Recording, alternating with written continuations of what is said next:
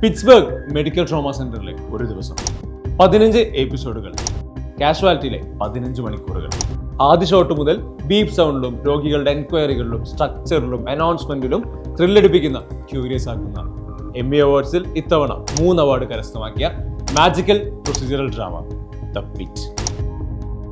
Emergency medicine ഡിപ്പാർട്ട്മെന്റിൽ പേഷ്യൻസിനെ treat ചെയ്യുന്ന രീതി മാത്രമല്ല, ഡോക്ടർമാർക്കിടയിലുള്ള ഇന്നർ കോൺഫ്ലിക്റ്റുകൾ, ഹോസ്പിറ്റലിലെ പൊളിറ്റിക്സ്, പല പ്രായത്തിലുള്ള പല സ്വഭാവത്തിലുള്ള പേഷ്യൻസിനെ ഡീൽ ചെയ്യുന്ന രീതികൾ, മൊത്തത്തിൽ ഒരു ഫ്രഷ് എക്സ്പീരിയൻസ്.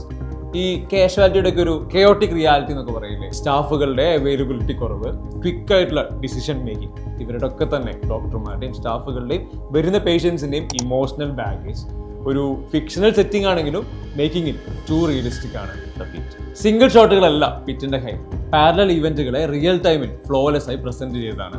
നോവ വെയിലിന്റെയും മറ്റ് അഭിനേതാക്കളുടെയും കൂടെ ടെക്നിക്കൽ ടീമിന്റെയും ഗംഭീര എഫേർട്ട്, സൗണ്ട് ഡിസൈനിലെയും എഡിറ്റിംഗിലെയും മികവ് എടുത്തു പറയേണ്ടതാണ്. തീർച്ചയായും കണ്ടിരിക്കേണ്ട, ഒരിക്കലും മിസ് ചെയ്യാൻ പാടില്ലാത്ത ഗംഭീര വിഷ്വൽ സൗണ്ട് എക്സ്പീരിയൻസ് ആണ് the Pitt. Give it a watch.